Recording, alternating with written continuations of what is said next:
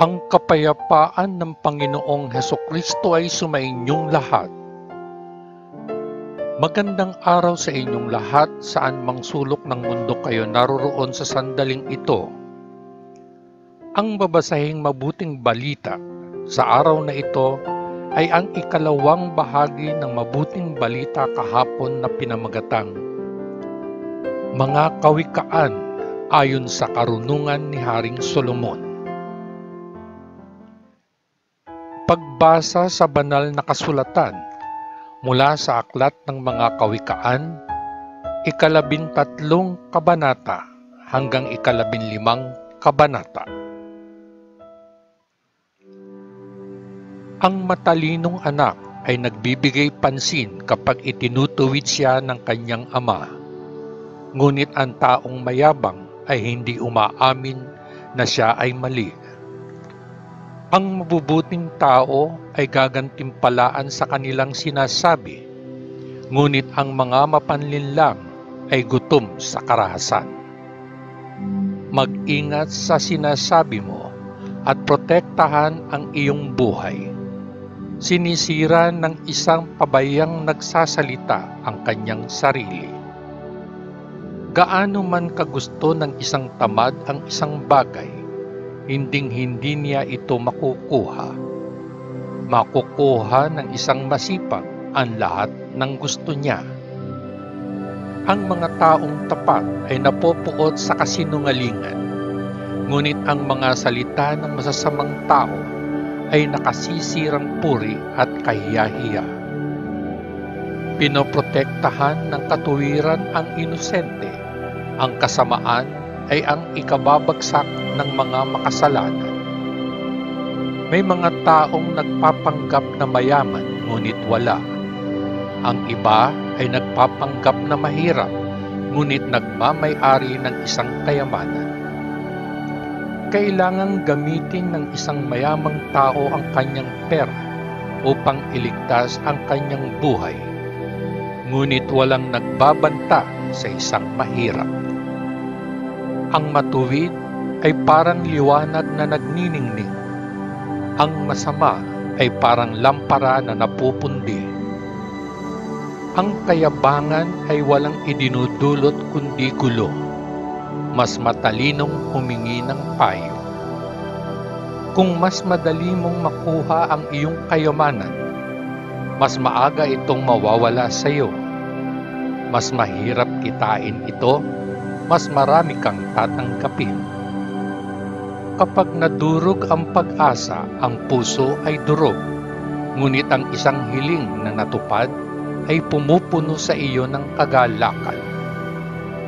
Kung tatanggihan mo ang mabuting payo, humihingi ka ng ligalig, sundin mo ito at ligtas ka. Ang mga turo ng pantas ay bukal ng buhay.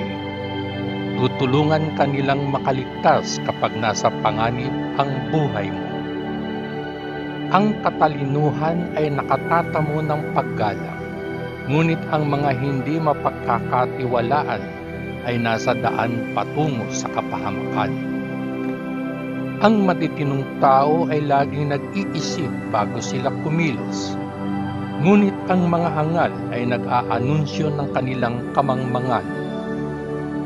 Ang hindi mapagkakatiwalaang mensahero ay nagdudulot ng kaguluhan, ngunit ang mga mapagkakatiwalaan ay nagdadala ng kapayapaan. Ang isang tao na hindi matututo ay magiging mahirap at mapapahiya. Ang sinumang nakikinig sa mga pagwawasto ay iginagalang. Anong sarap na makuha ang nais mo? Tumatanggi ang mga hangal na tumalikod sa kasamaan. Makisama sa matalino at ikaw ay magiging matalino. Kung makikipagkaibigan ka sa mga estupidong tao, masisira ka. Ang problema ay sumusunod sa mga makasalanan saan man, ngunit ang mga taong matuwid ay gagantimpalaan ng mabubuting bagay. Ang isang mabuting tao ay magkakaroon ng kayamanan na may iwan sa kanyang mga apo, ngunit ang kayamanan ng mga makasalanan ay mapupunta sa mga taong matuwid. Ang hindi nagagamit na mga bukid ay maaaring magbunga ng maraming pagkain para sa may hirap, ngunit ang mga hindi makatarungang tao ay pumipigil sa kanila para masaka. Kung hindi mo pinaparusahan ang iyong anak, hindi mo siya mahal. Kung mahal mo siya, itatama mo siya. Ang matuwid ay may sapat na pagkain, ngunit ang masasama ay laging nagugutom. Ang mga tahanan ay nahuhubog sa pamamagitan ng karunungan ng kababaihan, ngunit nawawasak sa pamamagitan ng kamangmangan. Maging tapat ka at ipinapakita mong may paggalang ka sa Panginoon. Maging hindi tapat at ipinapakita mo na hindi mo ginagawa. Ang pagmamataas ng hangal ay gumagawa sa kanya upang sobrang magsalita. Ang mga salita ng isang matalino ay nagpoprotekta sa kanya. Kung walang bakal na hihilan ng araro, ang iyong kamalig ay mawawala ng laman. Ngunit kung mayroon kanila, ito ay mapupuno ng butil. Ang isang maaasahang saksi ay laging nagsasabi ng totoo, ngunit ang hindi mapagkakatiwalaan ay walang sinasabi kundi kasinungalingan. Ang mga taong palalo ay hindi kailanman magiging matalino, ngunit ang matatalinong tao ay madaling matuto. Lumayo sa mga taong hangal, wala silang maituturo sa iyo. Bakit ang listong tao ay matalino? Dahil alam niya ang gagawin. Bakit ang estupidong tao ay hangal? Dahil iniisip niya lamang na alam niya. Ang mga hangal ay walang pakialam kung sila ay magkasala. Ngunit ang mabubuting tao ay gustong mapatawad. Ang iyong kagalakan ay sa iyo.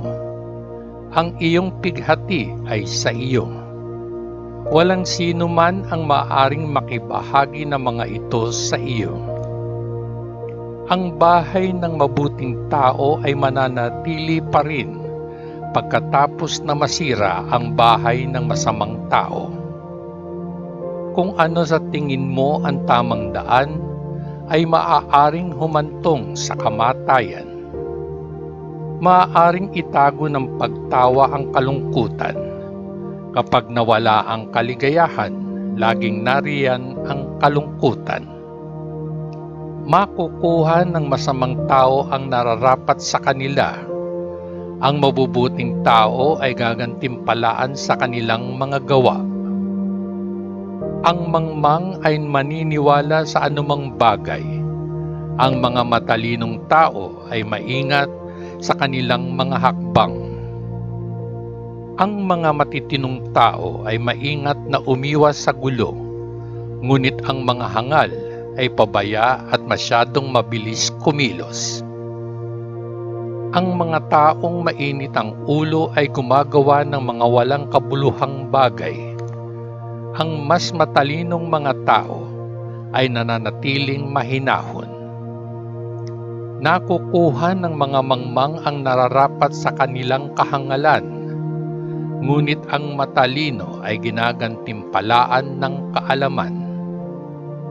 Ang masasamang tao ay kailangang yumukod sa matuwid at mapagpakumbabang humingi ng kanilang pabor. Walang may gusto sa mahirap kahit ang kanyang kapitbahay, ngunit ang mayayaman ay maraming kaibigan. Kung gusto mong maging masaya, maging mabait sa mahihirap, kasalanan ang hamakin ang sinuman. Makukuha mo ang tiwala at paggalang ng iba kung nagtatrabaho ka para sa kabutihan.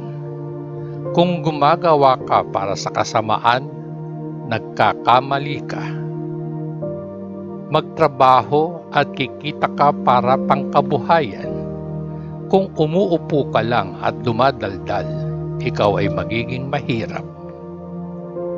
Ang matatalinong tao ay ginagantimpalaan ng kayamanan, ngunit ang mga mangmang ay nakikilala sa kanilang kamangmangan. Ang isang saksi ay nagliligtas ng mga buhay kapag siya ay nagsasabi ng totoo.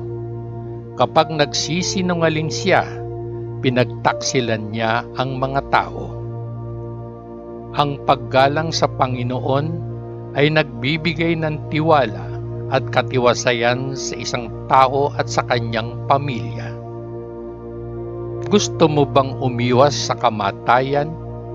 Ang paggalang sa Panginoon ay bukal ng buhay. Ang kadakilaan ng isang hari ay nakasalalay sa kung gaano karaming tao ang kanyang pinamumunuan. Kung wala sila, ay wala siya. Kung mananatili kang mahinahon, ikaw ay matalino. Pero kung mainit ang ulo mo, pinapakita mo lang kung gaano ka ka-estupido. Ang kapayapaan ng isip ay nagpapalusog sa katawan, pero ang selos ay parang kanser. Kung inaapi mo ang mga mahihirap, iniinsulto mo ang Diyos na lumikha sa kanila. Ngunit ang kabutihang ipinakita sa mga dukha ay isang gawa ng pagsamba. Ang masasamang tao ay nagdudulot ng kanilang sariling pagbagsak sa pamamagitan ng kanilang masasamang gawa. Ngunit ang mabubuting tao ay protektado ng kanilang integridad. Ang karunungan ay nasa bawat pag-iisip ng matatalinong tao. Walang alam ang mga mangmang tungkol sa karunungan. Ang katuwiran ay nagpapadakila ng isang bansa. Ang kasalanan ay isang kahihiyan sa alinmang bansa. Ang mga hari ay nalulugod sa mga may kakayahang opisyal, ngunit pinarurusahan nila ang mga bumigo sa kanila. Ang malumanay na sagot ay nagpapahupa ng galit, ngunit ang isang magaspang ay pumupukaw nito. Kapag ang matatalinong tao ay nagsalita, ginagawa nilang kaakit-akit ang kaalaman, ngunit ang mga taong estupido ay nagbubuga ng kalokohan. Nakikita ng Panginoon ang nangyayari sa lahat ng dako. Nagmamasid siya sa atin, gumagawa man tayo ng mabuti o masama. Ang mapagbigay loob na mga salita ay nagbibigay buhay, ngunit ang mga malupit na mga salita ay dumudurog sa iyong espiritu. Kamangmangan na huwag pansinin ang itinuro sa iyo ng iyong ama. Matalinong tanggapin ang kanyang pagtutuwid.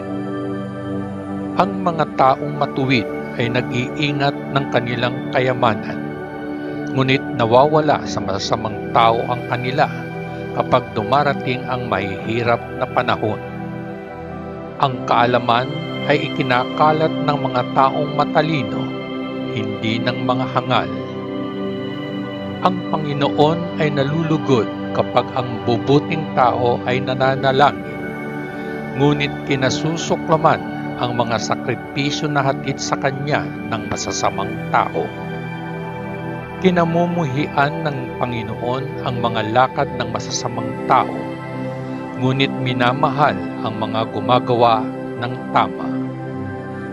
Kung gagawin mo ang mali, ikaw ay paparusahan ng husto. Mamamatay ka kung hindi mo hahayaang itama ang sarili mo. Kahit na ang mundo ng mga patay ay hindi makapipigil sa Panginoon na malaman kung ano ang naroroon. paanong may tatago ng tao ang kanyang mga pag-iisip sa Diyos? Hindi gusto ng mga taong palalo na sila ay itama. Hindi sila humihingi ng payo sa mga mas matalino. Kapag masaya ang mga tao, ngumingiti sila. Ngunit kapag sila ay malungkot, mukha nila'y nalulumbay. Ang mga matalinong tao ay gustong matuto, ngunit ang mga hangal ay nasisiyahan sa kamangmangan. Ang buhay ng mahihirap ay patuloy na pakikibaka, ngunit ang mga masasayang tao ay laging nasisiyahan sa buhay. Mas mabuti nang maging mahirap at matakot sa Panginoon kaysa maging mayaman at namomroblema. Mas mabuti nang kumain ng gulay kasama ang mga taong mahal mo kaysa kumain ng pinakamasarap na karne kung saan may puot. Ang init ng ulo ay magdudulot ng pagtatalo, ngunit ang pasensya ay magdudulot ng kapayapaan. Kung ikaw ay tamad, makakatagpo ka ng sagabal sa lahat ng dako. Pero kung tapat ka, hindi ka magkakaroon ng bagabag. Ang isang matalinong anak ay nagpapasaya sa kanyang ama. Tanging isang hangal ang humahamak sa kanyang ina. Ang mga hangal ay natutuwa sa kanilang katangahan, ngunit gagawin ng marunong kung ano ang tama. Kunin ang lahat ng payo na makukuha mo at magtatagumpay ka. Kung wala ito, ay mabibigo ka. Anong laking kagalakan na makahanap ng tamang salita para sa tamang okasyon. Tinatahak na matatalinong tao ang daang paakyat sa buhay, hindi ang daang umaakay pababa sa kamatayan. Wawasakin ng Panginoon ang mga tahanan ng mga palalong tao, ngunit poprotektahan niya ang ari-arian ng isang balo. Kinamumuhian ng Panginoon ang masasamang pag-iisip, ngunit siya ay nalulugod sa mga palakaibigang mga salita. Subukang kumita ng hindi tapat at ilalagay mo sa problema ang iyong pamilya. Huwag tumanggap ng suhol at mabubuhay ka ng mas mahaba. Nag-iisip muna ang mabubuting tao bago sila sumagot. Mabilis na tumugon ang masasamang tao, ngunit ito ay nagdudulot ng kaguluhan. Kapag ang mabubuting tao ay nananalangin, ang Panginoon ay nakikinig, ngunit hindi niya pinapansin ang mga masasama. Ang mga nakangiting mukha ay nagpapasaya sa iyo, at ang mabuting balita ay nagpapagaan sa iyong pakiramdam. Kung binibigyang pansin mo kapag ikaw ay itinatama, ikaw ay matalino. Kung tumatanggi kang matuto, sinasaktan mo ang sarili mo. Kung tatanggapin mo ang pagwawasto, ikaw ay magiging mas matalino. Ang paggalang sa Panginoon ay isang edukasyon mismo. Dapat kang maging mapagpakumbaba bago ka makatanggap ng mga karangalan. Ang mabuting balita ng ating Panginoon. Salamat sa Diyos Ama sa langit. Sa ngalan ng Panginoong Hesukristo na ating manunubos. Amen. Amen. Amen. Peace.